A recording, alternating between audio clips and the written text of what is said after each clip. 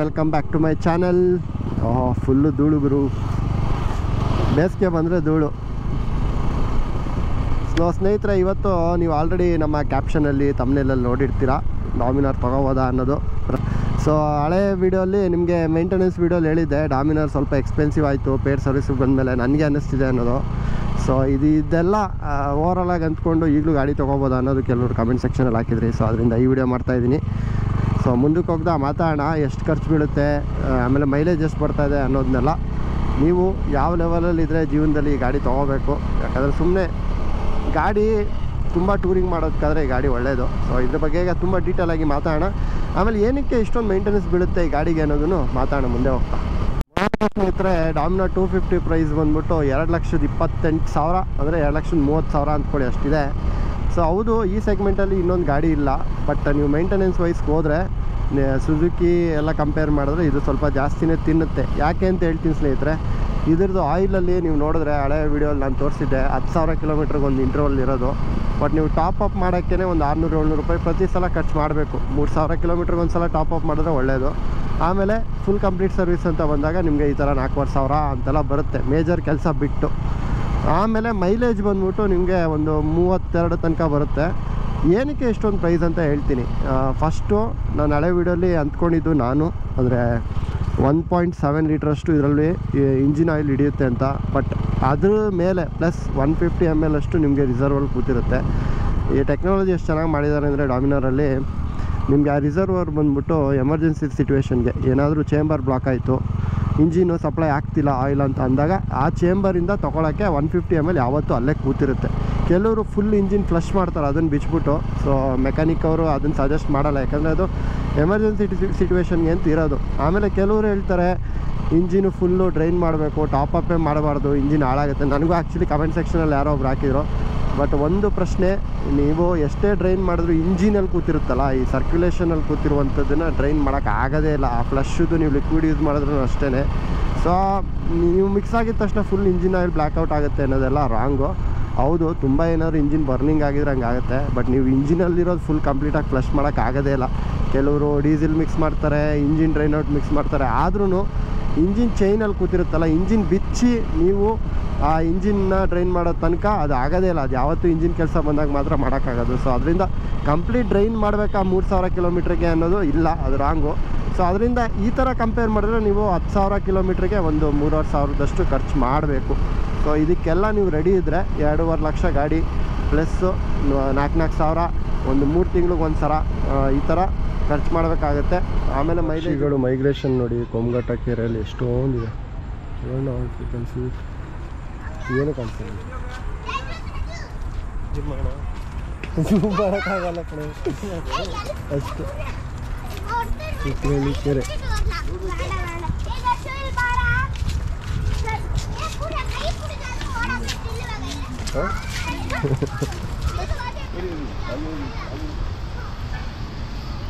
ಇನ್ನು 400ಗೆ ಹೋದರೆ ನಿಮ್ಮದು ಪಾರ್ಟ್ಸು ಎಲ್ಲ ಸೇಮ್ ಇದೆ, ಕಾಸ್ಟ್ ಆಗುತ್ತೆ. ಬಟ್ ಮೈಲೇಜಲ್ಲಿ ಇನ್ನೂ 4 ಕಡಿಮೆ ಬರುತ್ತೆ. ಸೊ ಅದ್ರ ಬಗ್ಗೆನೂ ನೀವು ರೆಡಿ ಆಗಿರಬೇಕು. ಬಟ್ ನಾನು ಇದ್ರದ್ದು ಇಂಜಿನು ಅಥವಾ ಪ್ಯಾನಲಿಂಗ್ ಬಿಚ್ಚಿದಾಗ ಅಬ್ಸರ್ವ್ ಮಾಡಿದ ಗಾಡಿ ಬಂದ್ಬಿಟ್ಟು ತುಂಬ ಪೆರಿಮೀಟ್ರ್ ಫ್ರೇಮಿಂಗ್ದು ಹಾಕಿದ್ದೆ ನೆನ್ನೆ ಫೋಟೋ. ಅದು ಒಬ್ರದ್ದು ಯಾವುದೋ ಆಕ್ಸಿಡೆಂಟ್ ಗಾಡಿ ಬಂದಿತ್ತಲ್ಲ. ಸೊ ಕ್ವಾಲಿಟಿ ವೈಸು ತುಂಬ ಚೆನ್ನಾಗಿದೆ. ಆಮೇಲೆ ECUದು ತುಂಬ ಕೆಲಸ ಇದೆ ಇದರಲ್ಲಿ. ಒಂದು ಎಕ್ಸಾಂಪಲು ಚೇಂಬರಿಂದ ಬ್ಲಾಕ್ ಆದಾಗ ಮಾಡುವಂಥದ್ದಾಗಲಿ, ABS ಟರ್ನ್ ಆನ್ ಆಗೋದಾಗಲಿ, ತುಂಬ ಸೆನ್ಸರ್ಸ್ಗಳು ಇದರಲ್ಲಿರೋದ್ರಿಂದ ನಿಮಗೆ ಎಲೆಕ್ಟ್ರಾನಿಕ್ಲಿ ಬೇರೆ ಗಾಡಿಗಳಿಗಿಂತ ಇದು ಟಾಟಾ ಸಾಮಾನ್ ಥರ ಅಂತೂ ಇಲ್ಲ ಗಾಡಿ. ಹೇಳಬೇಕು ಅಂದರೆ KTMಲ್ಲಿ ಇದೆಯಲ್ಲ 250. ಸೊ ರೈಡ್ ಬೈ ವೈರ್ ಒಂದು ಬಿಟ್ಟರೆ ಇನ್ನು ಮಿಕ್ಕಿದ್ದೆಲ್ಲ ಕೊಟ್ಟಿದ್ದಾನೆ. ಇನ್ನು CC ವೈಸು ಅಷ್ಟೇ 250 CC ಆಗಿ ನಿಮ್ಮದು ಆ ಡಿಸ್ಪ್ಲೇಸ್ಮೆಂಟಲ್ಲಿ ಕಂಪ್ರೆಷನ್ ಇಂಜನ್ನ ಕಂಪ್ರೆಸ್ ಮಾಡಿ 25 PS ಅಷ್ಟು, ಆಮೇಲೆ 27 nm ಅಷ್ಟು, 25 nms ಟಾರ್ಕು, 27 nms ಪವರ್ನ ಜನ್ರೇಟ್ ಮಾಡೋಕ್ಕೆ ಅಷ್ಟು ಕಂಪ್ರೆಸ್ ಮಾಡಿರ್ತಾರೆ. ಗಾಡಿ ತುಂಬ ಹೀಟ್ ಆಗೋದು ಕಾಮನ್ನು. ಸೊ ಆಮೇಲೆ ಇಂಜಿನ್ ಆಯಿಲು ಟಾಪಪ್ ಮಾಡೋದು ಒಂದೊಂದು ಸಲ ನೋಡ್ಕೊತಾ ಇರಬೇಕು. ಅದನ್ನೇನಾದ್ರು ಫುಲ್ ಟಾಪಪ್ ಮಾಡ್ತೀರಂದರೆ ಮತ್ತೆ ನಿಮಗೆ ಅದಕ್ಕೊಂದು 500 ರೂಪಾಯಿ ಎಕ್ಸ್ಟ್ರಾ ಬೀಳುತ್ತೆ. ಸೊ ಇದೆಲ್ಲ ಖರ್ಚಿದೆ.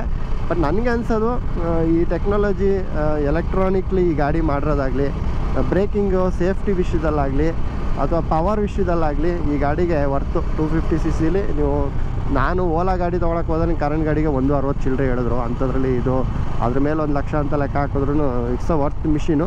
ಬಟ್ ನನ್ನ ರೆಕಮೆಂಡೇಷನು, ನಾವು ಇಲ್ಲೊಂದು ಕೆರೆ ಇದೆ ನೋಡ್ಕೊಂಬರೋಣ. ಇಲ್ಲೊಂದು ಕೆರೆ ಇದೆ, ಕೆರೆ ಇದೆ ನೋಡ್ಕೊಂಬರೋಣ.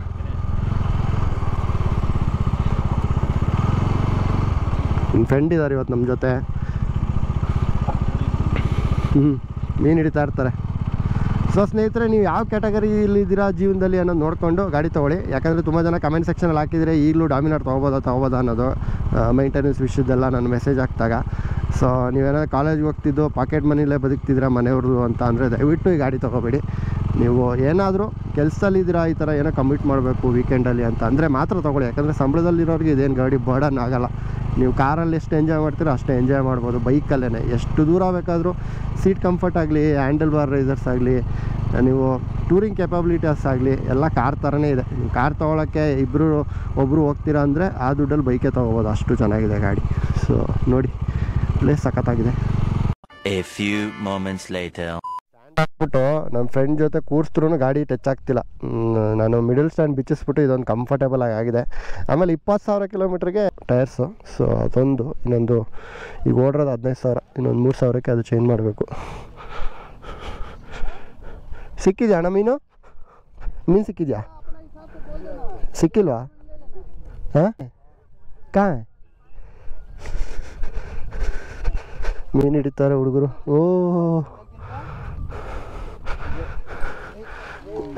ನೋಡಿ ಸ್ನೇಹಿತರೆ, ಫಿಶ್ಶು. ಓಹೋ, ಜಿಲೇಬಿ.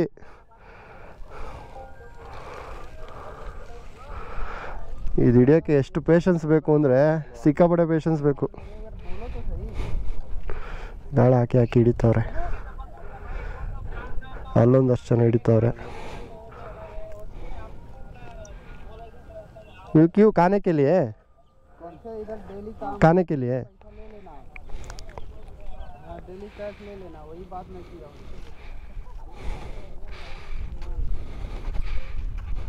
ನೀವು ಎಲ್ಲಿ ಯಾವ ಥರ ಸಿಚುವೇಶನ್ ಇದೆ ಪರಿಸ್ಥಿತಿ ಮನೆ ಕಡೆ ಅಂತ ಅರ್ಥ ಮಾಡ್ಕೊಂಡು ದಯವಿಟ್ಟು ತಗೊಳ್ಳಿ ಅಂತ ಹೇಳ್ತಾ,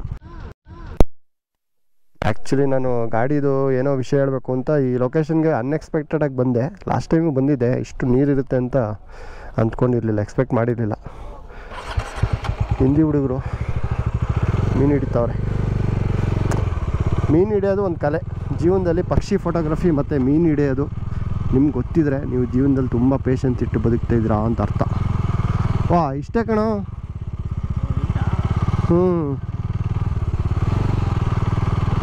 ಯಾರ್ದು ಮನೆ? ಲೇಔಟು. ಇಲ್ಲೆಲ್ಲ ಲೇಔಟ್ ಮಾಡಿಬಿಟ್ಟು ಜೋರಾಗಿ ಮಳೆ ಬಂದರೆ ತುಂಬ್ಕೊಬಿಟ್ಟಿರ್ತದೆ ಎಲ್ಲ. ಕೆರೆ ಒತ್ತುವರಿ, ಏನು ಮಾಡ್ತೀರಾ? ಚೆನ್ನಾಗಿದೆ ಅಲ್ಲ? ಮಾವಿನ ತೋಪು, ಹುಣಸೆ ಮರದ ಕೆಳಗೆ. Much later. ನಾವಿವತ್ತು ಆ್ಯಕ್ಚುಲಿ ರಾಮವಳ್ಳಿಯಲ್ಲಿದ್ವಿ. ಸೊ ರಾಮವಳ್ಳಿ ನಿಮ್ಗೆ ಗೊತ್ತಿದೆ, ಬಿಗ್ ಬಾಸ್ ಮನೆ ಸೀಸನ್ 10 ಆಗಿದ್ದಂಥ ಜಾಗ. ಸೊ ಒಳಗಡೆ ಅಂತೂ ಬಿಡಲ್ಲ. ಮುಂಚೆ ಇನ್ನೋವೇಟಿವ್ ಫಿಲ್ಮ್ ಸಿಟಿ ಥರ ಏನಾದರೂ ಮಾಡ್ಬೋದು ಮುಂದಕ್ಕೆ. ಅಂದರೆ ಸೀಸನ್ ಆದಮೇಲೆ ಮನೆ ಒಳಗಡೆ ಟಿಕೆಟ್ ಕೊಟ್ಬಿಟ್ಟು ಒಳಗಡೆ ಬಿಡ್ತಾಯಿದ್ರು. ಬಟ್ ಈಗ ಸದ್ಯಕ್ಕೆ ಬಿಡ್ತಾಯಿಲ್ಲ ಅಂತೆ. ಬಟ್ ಆದರೂ ಒಂದು ಸಲ ಆಚೆಯಿಂದ ನೋಡೋಣ ಅಂತ ಹೋಗ್ತಾಯಿದ್ದೀನಿ. ಇದರ ಮಾಹಿತಿ, ಮೈಸೂರು ಕಡೆಯಿಂದ ಬರ್ತಾ ಇರೋರು ನಿಮಗೆ ಲೆಫ್ಟ್ ಸೈಡಿಗೆ ರೈಟ್ ಸೈಡಿಗೆ ಬರುತ್ತೆ. ಇಲ್ಲಿ ಮುಕ್ತಿನಾಗ ಟೆಂಪಲ್ ಆರ್ಚ್ ಇದೆ. ಇದರೊಳಗಡೆ ಹಿಂಗೆ ಬಂದರೆ ಏನು ಬಿಗ್ ಬಾಸ್ ಮನೆ ನೋಡಲೇಬೇಕು ಅಂತ ಬರಬೇಡಿ ಸ್ನೇಹಿತರೆ. ನೀವೇನಾದರೂ ರಾಮವಳ್ಳಿ ಕಡೆಗೆ ಬರ್ತಾಯಿದ್ರೆ ಸುಮ್ಮನೆ ಒಂದು ವಿಸಿಟ್ ಹಾಕಿ ಅಂತ ಅಷ್ಟೇ.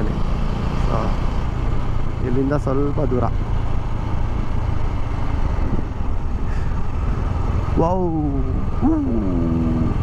ಸಾಕಾಗಿ ಕಾಣಿಸ್ತಾ ಇದ್ದೋಳು. ಎಷ್ಟು ಚೆನ್ನಾಗಿ ನಿಲ್ಸ್ಕೊಂಡವ್ರು ಬೈಕ್ನ ಸಕ್ಕದಾಗಿ ನಿಲ್ಸ್ಕೊಂಡವ್ರೆ. ನೋಡಿಲ್ಲ ನೀನು?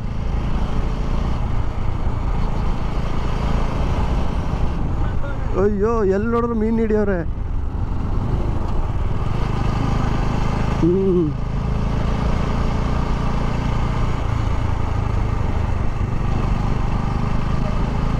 Muktinaga temple left.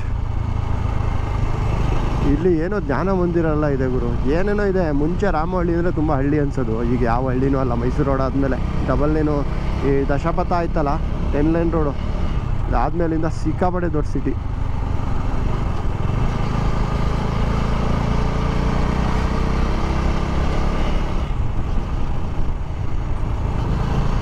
ಫ್ಯಾಕ್ಟ್ರಿಗಳು, herbal garden.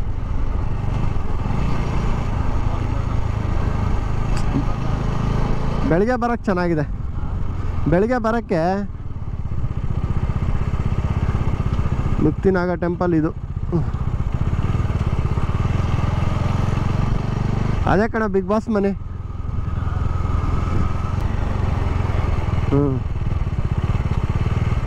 ಓ ಇದೇ ಕಣ ಬಿಗ್ ಬಾಸ್ ಮನೆ. ನಾನು ಕೇಳೋಣ ಅಂತ ನಿಲ್ಸೋಣ ಅಂದ್ಕೊಂಡೆ. ಕನ್ನಡದ ಬಾವುಟ. ಒಳ್ಳೆ ಪಾಪ ಇಂಥ ಶೆಕೆ ಒಳಗಡೆ ಇದ್ರ ಬಿಗ್ ಬಾಸ್ ಅವರು.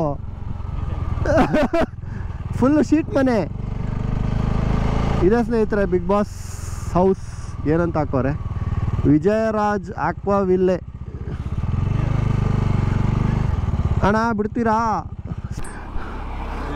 ಇಳಿ ಮಚ್ಚ. ಓ ಇದೆ ಸ್ನೇಹಿತರೆ, ಹೊರಗಡೆ ಬಿಡತ್ತಾರ. ಏನು ಜೈಲು. ಓ ಯಾರು ಇಲ್ಲ ಕಣು, ಸೆಕ್ಯೂರಿಟಿನೂ ಇಲ್ಲ ಅಣ್ಣ, ಯಾರು ಇಲ್ಲ. ಏನು ಬರೀ ಒಂದೇ ಸೀಸನ್ ಮಾಡಿಬಿಟ್ಟು ತೆಗೆದ್ಬಿಟ್ರ ಅಂತ. ಬಟ್ ಅವತ್ತು ಫೈನಲ್ ದಿನ ಅಂತೂ ಫುಲ್ ರಶ್ ಇಲ್ಲಿ, ಫುಲ್ ಕ್ರೌಡು. ಯಾರಿಗೂ ಲೊಕೇಶನ್ ಗೊತ್ತಿಲ್ಲ, ಹಂಗೆ ಮಾಡವ್ರೆ. ಸೊ ಇಷ್ಟೇ ಸ್ನೇಹಿತರೆ, ನಿಮ್ಗೊಂದು ಮಾಹಿತಿ ಅಷ್ಟೇ, ಏನು ಬರೋಕ್ಕೆ ಹೋಗ್ಬೇಡಿ ಇಲ್ಲಿಗೆ.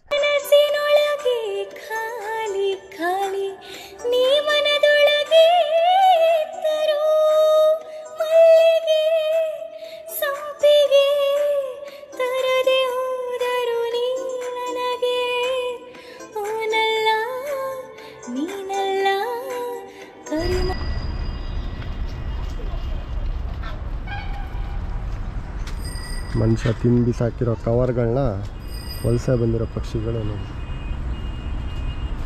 ಅದೊಂದು ಇಷ್ಟು ಫುಲ್ಲು ಬೇರೆ ಬೇರೆ ವಿಧವಾದ ಪಕ್ಷಿಗಳಿದಾವೆ ಇಲ್ಲಿ.